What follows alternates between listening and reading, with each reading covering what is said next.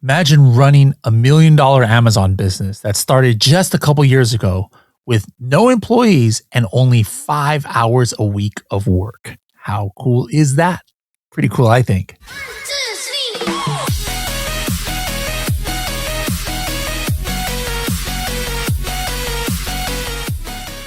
Hello, everybody, and welcome to another episode of the Serious Sellers Podcast by Helium 10. I am your host, Bradley Sutton, and this is the show that's a completely BS-free, organic conversation about serious strategies for serious sellers of any level in the e-commerce world. And we've got another longtime listener, first-time caller here on the show, Jason. Welcome to the Serious Sellers Podcast. How's it going? Awesome. Good to be here, Bradley. Thanks. All right. Now, since this is your first time on the show, we want to get to know you a little bit before we dive into your seller story here. But first of all, where are you calling in from? Where are you at right now? Winston-Salem, North Carolina. Almost. North Carolina. Okay. And is that around where you were born and raised? No, I grew up in the Northeast, bounced between like the Philadelphia area, Massachusetts, and this time of year realized I had no desire to live up there. So fled the Northeast for North Carolina for the college. Okay. NC State, Tar Heel, what'd you end up doing? East Carolina University. East Carolina University. Oh my goodness. You got me on a mascot that I don't know. I know like South Carolina's Gamecocks, obviously the Tar Heels and everything. Oh, what's the mascot there? It's home of the Pirates, purple and gold. Pirates. I should have known that. Okay. All right. What was your major? I went for engineering. Engineering. So, and did you get into that upon graduation? Yeah, I went right into manufacturing engineering, and then that led me through series of operations, manufacturing jobs, process improvement, lean, Six Sigma sort of thing. And served me well, learned a lot of process and problem solving along the way. And now I'm a business analyst for international ministry. How does one go from that to that? Similar set of skills, just in terms of problem solving.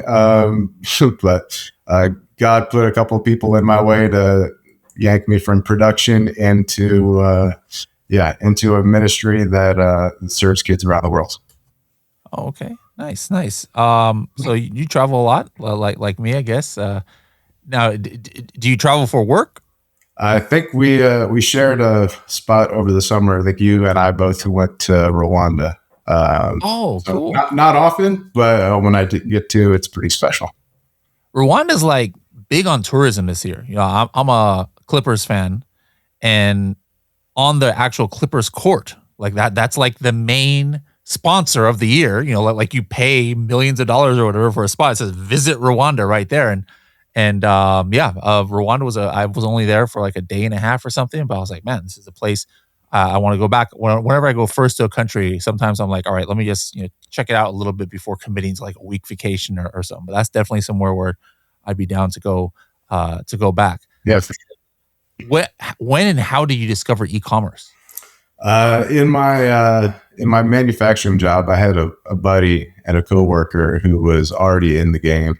He was selling on Amazon for years, and he was on my shoulder telling me, just find a product. Well, when was this about? What are we talking about year-wise? Probably around 2018, 2019, and I just couldn't come up with anything for the time being. All right. So when did you launch your first product? Began in 2023. It takes a long time to convince you to do something then. Look at 4 years of him in your ear. I was like, oh, okay, fine. I'll give it a try. Yeah. I made up plenty of excuses in the meantime. That's for sure. But I had, we were actually having our second child, and I had paternity leave. So figuring if I had 6 weeks of time, that would be a time to go kind of dive in and learn. So the first product we launched it didn't last. We killed it within the first 2 months. What was it? So we dove into pickleball paddles, which rising. That should have been the right time, right? 2023. It was saturated. I also had no idea what I was doing, so that didn't help. And I think just from not knowing how to do ads, not understanding the data, didn't have the budget to compete. But more than that, we right as I was sampling the pickleball paddle, we had an idea for a dog toy, and we started sampling it at the same time, and that started taking off. Organic ranking started boosting, and so pretty quickly we just killed the pickleball paddles and said, let's go all in on a dog and pet toy brand. Okay. Interesting. Today, I'm wearing two different Helium 10 logos, so it actually almost represents your pet. Like, you found out about Helium 10 when this was our logo. You probably don't even recognize this old logo, but you actually started with our new logo, what I've got here on the hat. But did you have Helium 10 like right from the get go, or you just start on your own using other tools? What was going on back then? I had another tool that I was using, but honestly, it was this. Nobody's perfect. It's all right. Yeah. I started listening to this podcast as I was just trying to learn Amazon, learn e-commerce, and was watching along the videos. I was like, man, I think this would just make my life a lot easier if I jumped full in, got on board, and I've been rolling with you guys since 24. Nice. Just fast forwarding, we finished 2025 just a few weeks ago. What did you end across all platforms gross sales for the year? Gross sales, we got into the seven figures. So that was a big milestone for us. But heavy on Amazon for sure. So over 90% of revenue still comes from Amazon. Okay. Was 2025 your first full calendar year of sales? Did you start in the middle of 2024, the new brand? It was our second full year with the brand. But we had a lot of product expansion. I think we only had maybe 2 ASINs going into the year. So we had a full year of 24 and a full year of 25. How many ASINs did you end the year with? Around 12. Okay. And what's your brand name? Puproar. So it's like uproar with a P on the front. So I see you almost took a little bit of inspiration from your first product, because the first thing that came up in the search results here is a pickleball dog toy. We couldn't let it go. Yeah. We said, hey, it's still a good idea. It's still a trend. Yes. If you look through our product line, what you're going to see is that any of the trends, the things that are popular and rising are things, at least in the human world, are things that we want to design for the pet world. So that's kind of like your philosophy is not necessarily going for already what is hot or trending in the pet world, but almost sometimes maybe being the first to do something because you're going off of what's trending, potentially even saturated. Like you said, pickleball for humans is saturated, but you're like, hey, if you're a pickleball aficionado and you have a pet, you'd probably be like, hey, let me get some pickleball gear for my pets. 100%. Yeah. That was actually kind of the thesis even for the going into dog toys was, we love dogs. It's we don't even play pickleball, so it's kind of silly for us to be in that game. But if we can design something that it made you look at Black Box and different tools and you're like, what's the search volume? For our long tail keywords, the search volume would have been 0. But we were really blessed and fortunate that TikTok played a big role in putting us kind of solidifying our brand early on. Our staple hero product was the tumbler, which was all the rage a couple years ago. And so we built that product out and had a couple of videos go into the millions of views on TikTok. And that's when we said, okay, let's go all in on this. Awesome. I'm just looking here at some of your catalog. There's one product here you sold 4,000 units of just in 1 month. This what is it, like a golf? Exactly. Yeah. Golf bag here, and I see a guitar, and is this a tumbler that you were talking about right here? Exactly. So you were selling thousands of units. It looks like this is you're a hot Christmas maybe gift or something, and I assume that's your biggest month. Yeah, absolutely. Over 40% of revenue comes from December alone. You notice only one of those products there are red and white and Santa related, but it's such a giftable and low price point that it tends to go big in December. So like last couple of years, or was actually, I assume it was only this year, like $250,000 just in 1 month, you're able to move more than a quarter or 300,000. Exactly. Yeah. A little more than that. Yeah. Nice.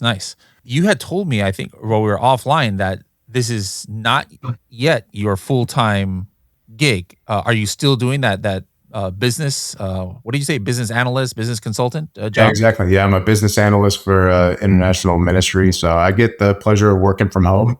But then I can do this on the side, and I pretty much get it done with 5 hours a week, maybe a little more, maybe at peak season. But yeah, 7-figure brand, 5 hours a week. How cool is that?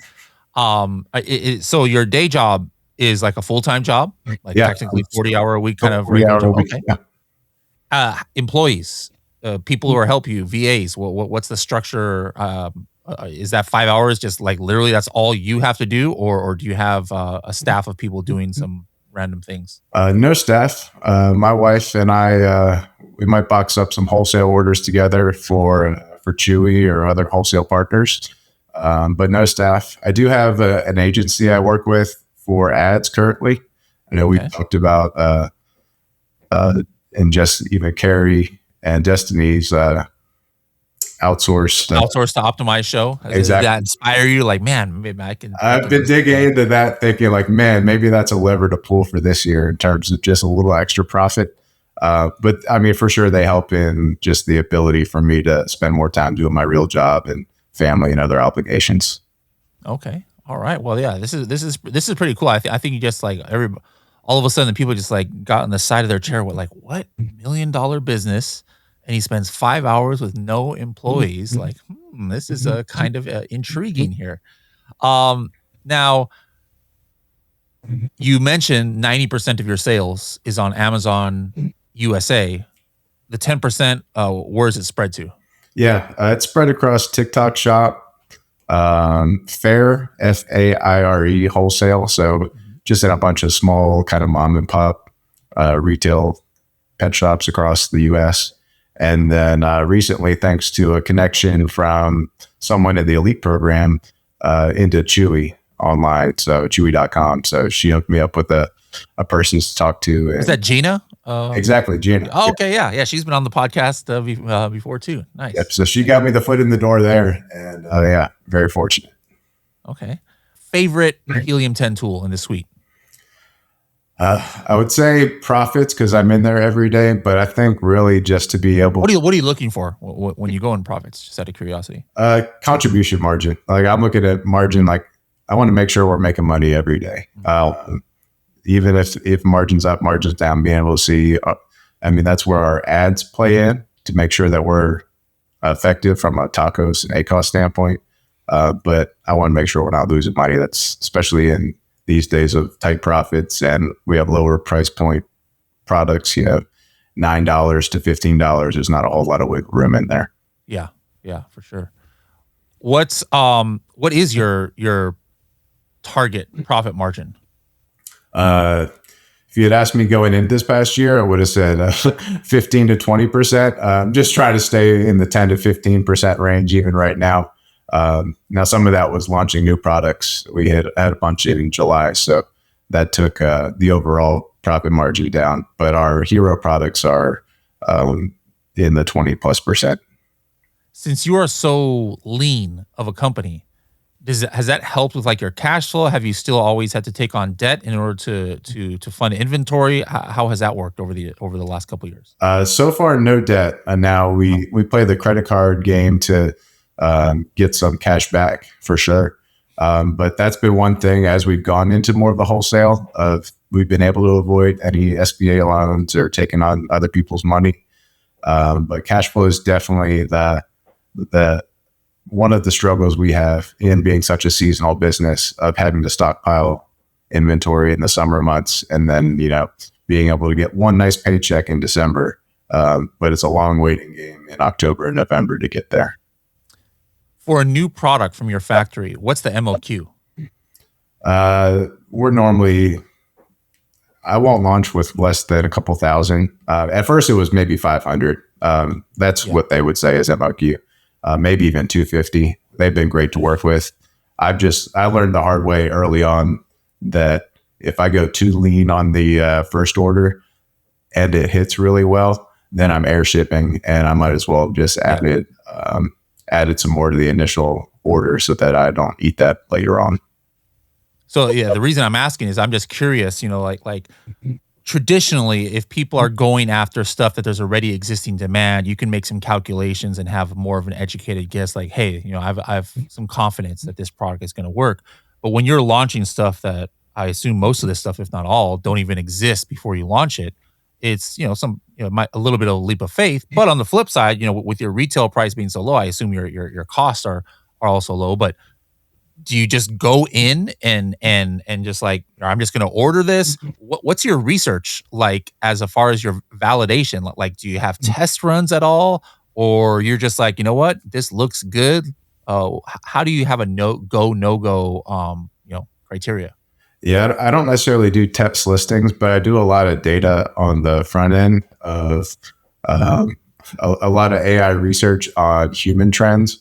So we've got I'm always looking at like what are gifts that people are buying for people, and I'm going off of that. So there's a little bit of the leap of faith, but it's all rooted in existing data for humans. So Have you failed last year at launch? We've had some that have.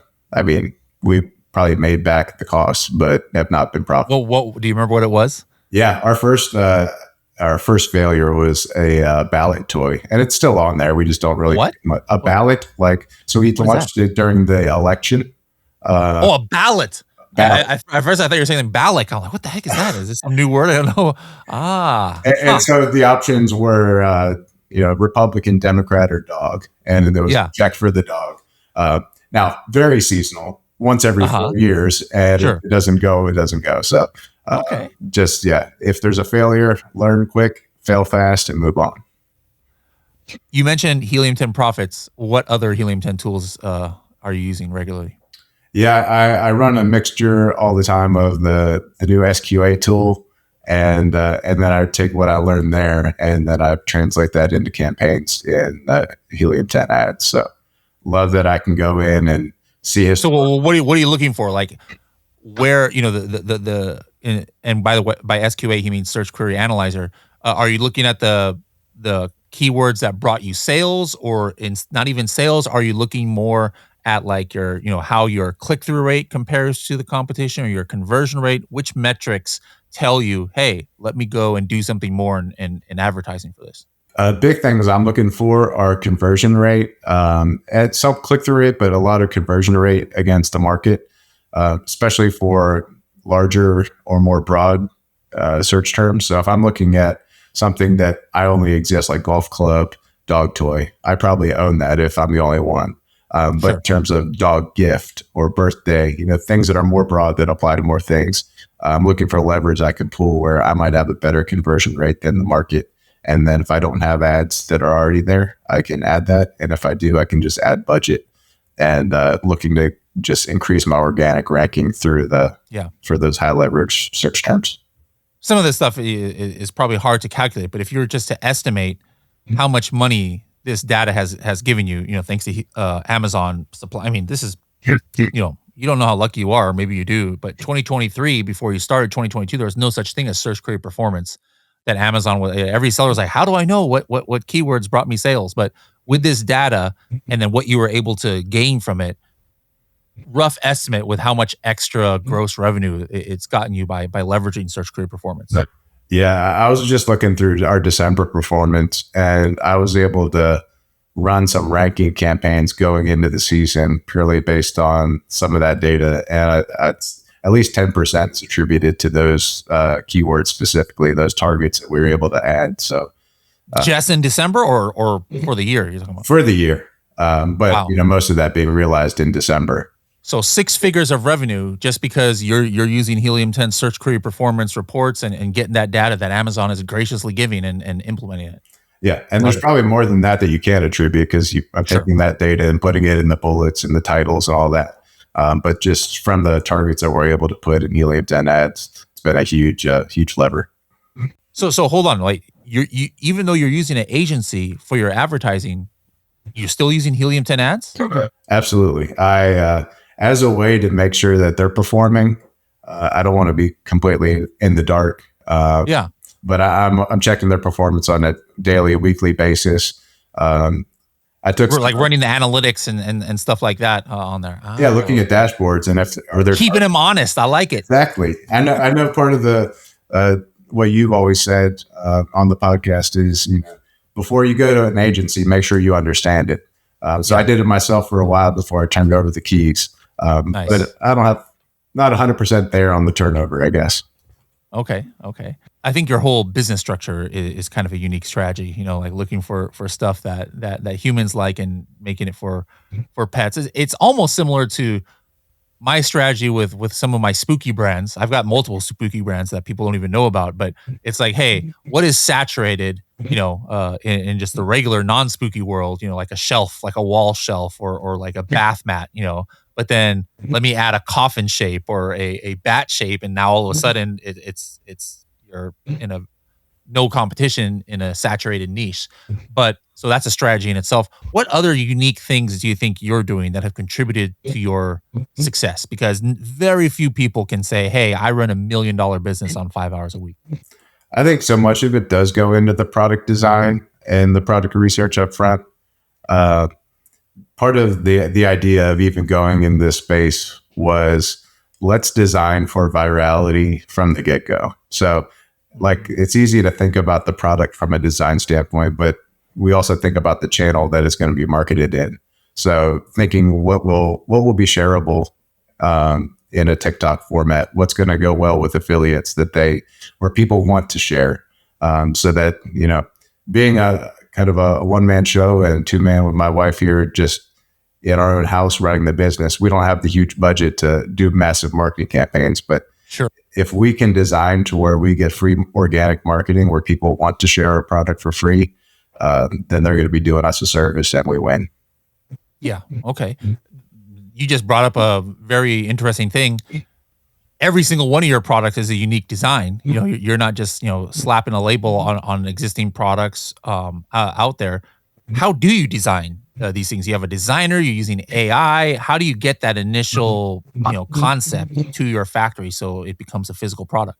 Yeah, we've gotten really fortunate with someone that we met through Fiverr. I think it's a little bit of hit or miss of who you get over there. And our first one wasn't great, but we've been working with the same designer for 3 years now, and she's been excellent. So very fortunate to have met her. But we send her the idea, kind of the must-haves of the design, rough dimensions of where we want it, and she'll draw up the 2D tech pack to send over to the factory. And at that point, we're just working on sampling directly with them. Any other revenue you can attribute to using a Helium 10 tool? Like you just mentioned, 100K for Search Query Analyzer. Anything else that's out there that you've been using that definitely has given you a bump? I love the historical Cerebro.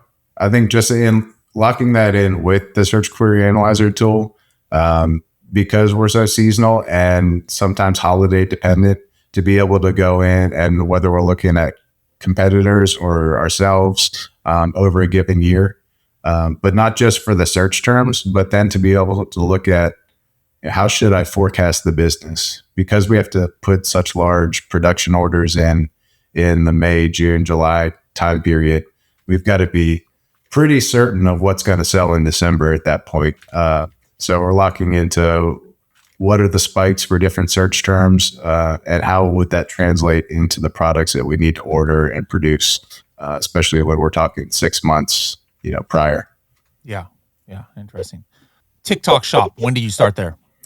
2024. So really early on, back when money was a little free on TikTok, they were giving out subsidies to sellers and buyers. But really, we just had an organic post of one of our customers go for, I think she hit something over 3 million.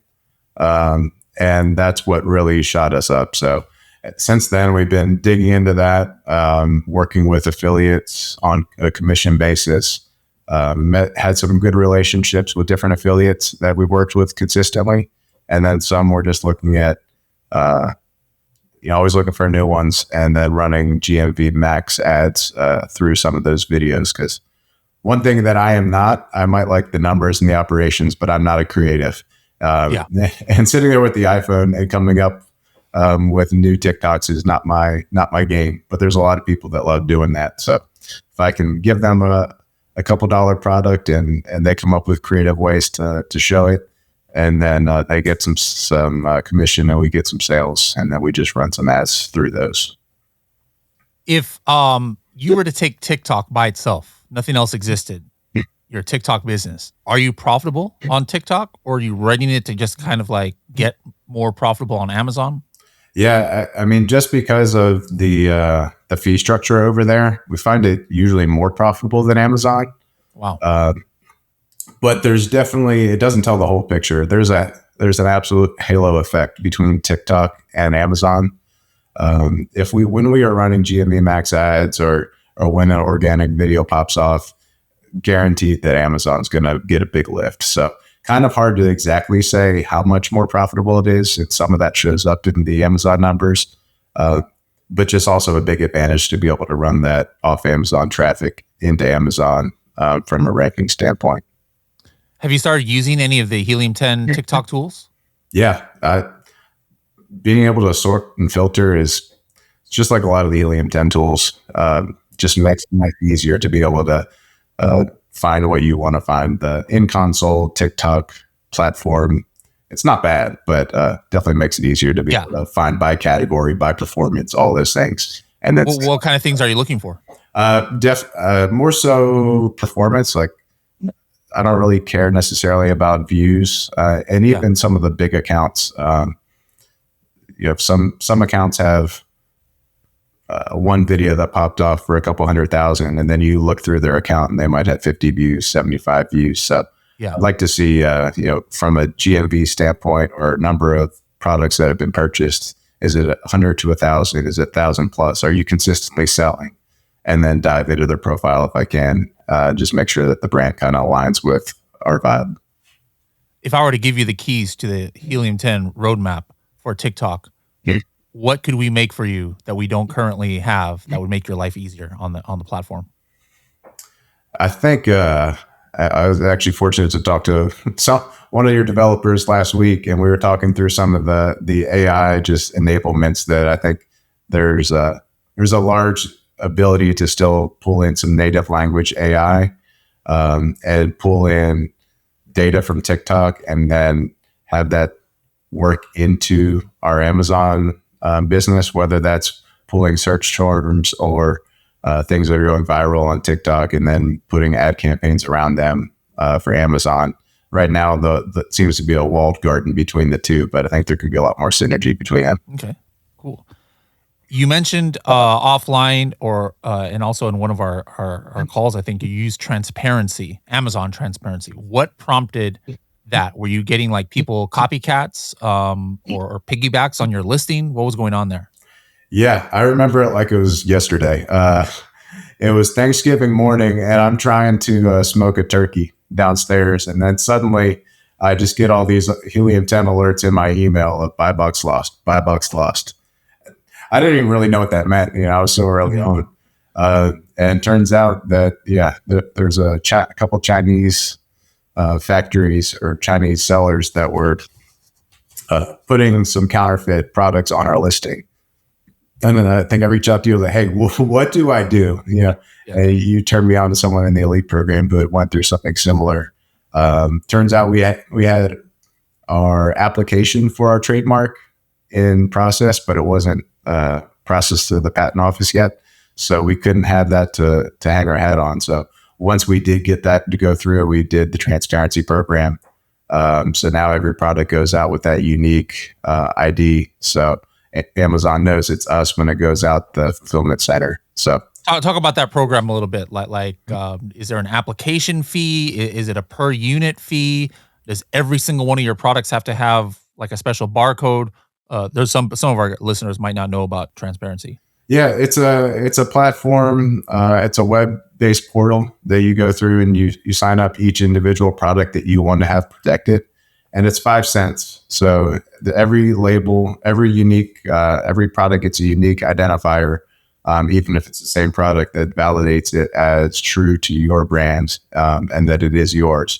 And so Amazon, as they fulfill your orders are making sure that it's legit and scanning that. And if it doesn't have that, they'll kick it out. So you get a performance dashboard that shows you how many copycats have tried to do that and jump on your listings and that they've protected you from. So we've got through the last quarter, Q4, Black Friday, Cyber Monday, all the Christmas sales, and didn't have to worry about all that. Is it transparency itself that can get people kicked off a listing, or how did you get them kicked off? Now transparency helps protect like where people, Amazon can see who's got the real stuff, but what actually got them kicked off? Right now, it's not it. So we don't even have other people on our buy box. There are no other sellers on our actual listings. It's preventing others from also to be able to list against our products. Whereas in the past, we were in a fight to the bottom of, okay, well, who's got the buy box based on price? We now have that secured.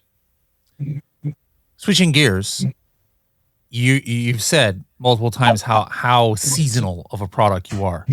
Now, with some seasonal products, I know a struggle is this Amazon, like capacity, where it's like you've got this certain sales velocity, and then they tell you, all right, this is how much you can work with for next month. But if you have like let's say August, September or something is like super slow, well then maybe your October, November storage, Amazon is going to be restricting you. Have you run into problems with that? And if so, how do you work around that as a seasonal company? Absolutely, that was one of the lessons that we learned the hard way early on. So Amazon, when you begin your journey, they don't know how you're going to perform. So they really just let you take the space that you need. Now, there's a certain point, and I forget if it's 10 or 12 months in, but that's when they start giving you your capacity limits. Unfortunately for us, we had already placed our big Q4 holiday order when those limits came in. So that first year, 2024 Q4, we didn't know how to go and get more space. Didn't know about the capacity manager. So we ended up sitting on a bunch of lost revenue at our 3PL that we just couldn't send in. So when we'd send it in December, it was too late to get Prime eligible. So this year we took it to heart and we were able to bid on more space. So we were able to bid and just doubled our capacity. Now you're on the hook for that.